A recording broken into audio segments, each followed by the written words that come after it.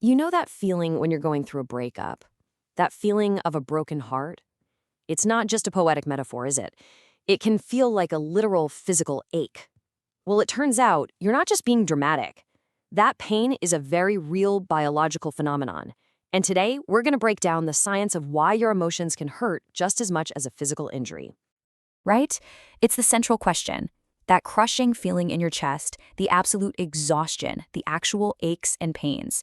Why does losing someone or being rejected feel like you've been physically wounded? Let's dive in. So, first things first, if you've ever felt this way, I'm here to tell you what you're feeling is 100% real. It is not just all in your head. Science actually confirms it. The pain is absolutely legitimate, and it's deeply rooted in the powerful, powerful connection between your mind and your body. And I mean, it gets really physical, doesn't it? Your brain takes that profound emotional distress and translates it into very tangible sensations, like a tight chest, splitting headaches, a stomach in knots, or just this deep, heavy fatigue. It's basically your body's alarm system screaming that something is seriously wrong. Okay, so let's zoom in and see what's happening inside our heads during all of this. What exactly is going on in the brain's complex circuitry when we experience the intense pain of heartbreak? And this is where things get wild. Neuroimaging studies have shown us something absolutely incredible. Your brain uses the exact same regions to process both physical pain and social rejection, the anterior cingulate cortex and the insula. It's literally a shared neural pathway for hurt. No wonder it feels the same. But that pain overlap zone isn't working alone. Oh no, it's got a whole team. You've got the amygdala, which is like the emotional tagging center, flagging the experience as a major threat. Then there's the hippocampus, the memory system, which just keeps replaying that painful moment over and over. All the while, your prefrontal cortex, the logical, emotional regulator, is just completely overwhelmed. And that is what creates that feeling of being stuck in the pain. At the very same time, your body is getting flooded with this potent chemical cocktail. Stress hormones like cortisol and adrenaline spike, putting you on high alert and a constant state of fight or flight. And while that's happening, the feel-good chemicals, dopamine, which is for reward, and oxytocin for bonding, they just plummet. This chemical crash is precisely why everything can feel so bleak and empty. And look, this isn't just a cool theory. A landmark study back in 2011 provided hard evidence. They put people in an fMRI machine and had them relive a recent painful breakup. And what happened? Their brains lit up in the exact same places as when they experienced physical pain. I mean, let that sink in. Your brain really doesn't make a big distinction between a broken bone and a broken heart. Okay, so why, right? Why on earth would evolution wire us this way? It seems kind of cruel. Well, let's zoom out for a second and try to understand the deep, ancient purpose behind this very painful system.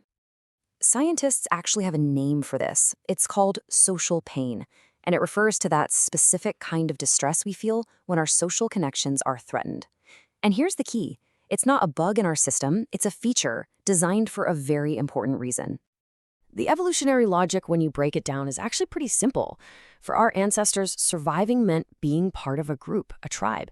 It meant safety, food, and a chance to have a family. So being rejected or cast out was a direct threat to survival. What did the brain do?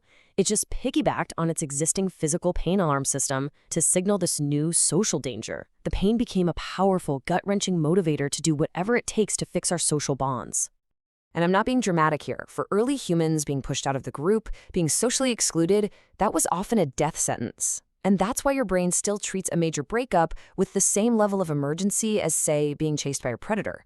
Because for most of our history, the danger was just as real. So we've got this ancient alarm bell just ringing and ringing in our brains.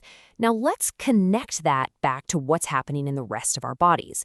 What are the tangible physical consequences of that? Well, that alarm triggers the classic fight-or-flight response. Your heart starts pounding, your breathing gets all rapid and shallow, your muscles tense up, creating those headaches and body aches. Your body is preparing for a physical threat, even though the wound is purely emotional. It's preparing for a fight that isn't even there. And one of the main villains in this story is the stress hormone cortisol. As you can see, it absolutely skyrockets during heartbreak. And while a little bit is useful, being chronically bathed in cortisol from prolonged emotional pain can really do a number on you. It can weaken your immune system, mess up your sleep, and just leave you feeling completely and utterly run down. Now get this. In the most extreme cases, the stress can become so intense that it leads to a real, documented medical condition, Takotsubo cardiomyopathy. It's also known, fittingly, as broken heart syndrome. It is the ultimate, undeniable proof that the connection between our emotions and our physical health is incredibly, incredibly powerful. Okay, I know that was all a bit heavy, but here is the good news. Understanding how all this wiring works also gives us the tools to heal it. So let's zoom back in on some actionable, science-backed strategies you can actually use for recovery. The single most important concept to grab onto here is something called neuroplasticity. It just means your brain isn't static. It's not set in stone. It can literally change. It can form new connections. It can rewire itself. Those pain pathways aren't permanent, and you can play an active role in helping them heal. One of the most powerful techniques for this is called cognitive reappraisal. It's a simple 3-step process. First, just acknowledge the painful thought or feeling without judging yourself for it. Second, start to question its power. Is this loss truly a life-ending catastrophe?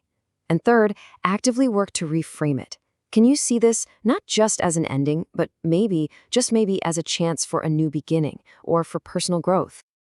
And of course, there are other fantastic tools for your healing kit. Reaching out to friends literally lowers your cortisol. Practicing mindfulness can help quiet that anxious, overactive brain. Getting physical exercise releases natural, pain-killing chemicals called endorphins. And prioritizing good sleep is absolutely essential for processing emotion. Every single one of these directly counteracts the negative biological storm of heartbreak. So in the end, maybe we should stop thinking of this emotional pain as a malfunction. It's not a bug, it's a feature. It's an ancient signal designed to protect us and get our attention. So the real question becomes this. If you listen to that signal instead of just suffering from it, what might it be telling you about your needs, your values, and your path forward?